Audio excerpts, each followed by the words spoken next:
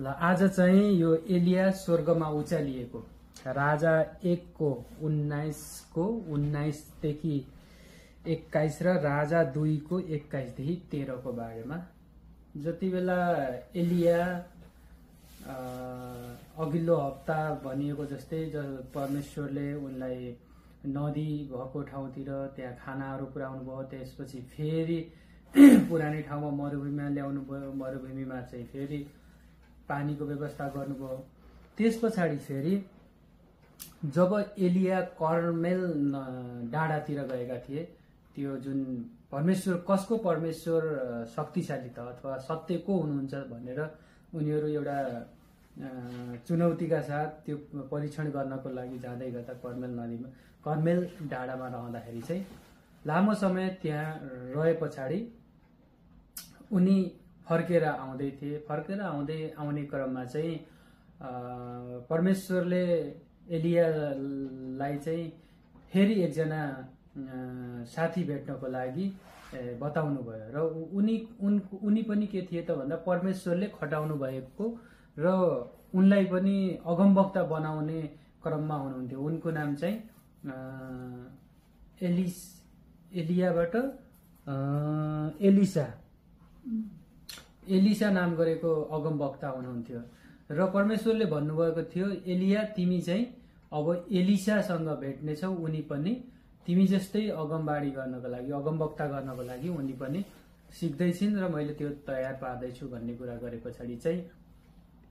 उनीहरू पछाडि फर्केर आएपछि भेट भए एलिया र एलिसा।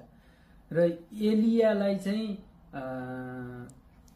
के भन्नुभएको थियो भन्दाखेरि चाहिँ परमेश्वरले तिमीले जानेका कुराहरू एलियालाई पनि एलिसालाई पनि सँगैसँगै लिएर जाऊ र सँगै सबै कुराहरू सिकाऊ भन्दै थिए र लामो समय उनीहरू सँगैसँगै बसे। त्यस पछाडि एलिया र एलिसा चाहिँ यर्दन नदी भएको तर्फतिर जाँदै थिए र त्यति बेला परमेश्वरले एलियालाई चाहिँ के भन्नुभएको थियो भने चाहिँ तिमी अब छिट्टै तिम्रो काम चाहिँ एलिसाले गर्ने छिन्, तिमी चाहिँ छिट्टै म भएको ठाउँमा आउनेछौ अथवा मैले तिमीलाई स्वर्गमा लैजानेछु भन्ने किसिमको कुरा गर्नुभएको थियो। अनि त्यो कुरा सुनेर एलिसा चाहिँ एकदम निराश भएकी थिइन्। एक दिनको कुरा हो, एलिया र एलिसा यर्दन नदीतिर जाँदै गर्दाखेरि एक्कासी त्यो कुरा थाहा पाइन् एलिसाले र एलिसा निकै दुखित भइन् र त्यति नै बेला चाहिँ के गरिन् त भन्दाखेरि चाहिँ उनीहरू नदी पार गर्ने क्रममा उनलाई निकै रिस अथवा दुःख मानिन् र उनीसँग भएको कपडाले त्यो यर्दन नदीलाई चाहिँ हिर्काइन्। त्यो यर्दन नदीलाई हिर्काउने क्रममा चाहिँ जुन त्यो हिर्काइएको कपडाले त्यो यर्दन नदीको बीच भागबाट चाहिँ बाटो बन्यो अथवा त्यहाँ चाहिँ सुक्खा भाग देखियो र एलिया र एलिसा चाहिँ त्यहाँदेखि पारी गइन् र पारी पुगिसके पछाडि चाहिँ एलियाले एलिसालाई भनिन् कि म अब स्वर्गमा जानको लागि अथवा म तिमीबाट टाढिनको लागि धेरै समय छैन, तिमीले के माग्छौ, के अनुग्रह माग्छौ, मैले दिन मिल्ने त्यो माग भन्ने क्रममा चाहिँ एलियाले चाहिँ त्यो जब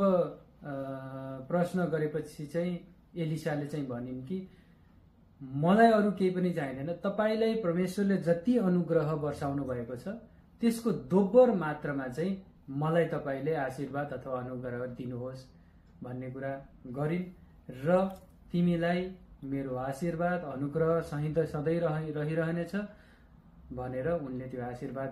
दिन् र उनी चाहिँ त्यहाँबाट विदा भइन्। एलिया र एलिसाको चाहिँ विदा भयो। त्यस पछाडि चाहिँ जुन एलियाको काम गर्ने परमेश्वरको काम एलियाले गर्थिन्,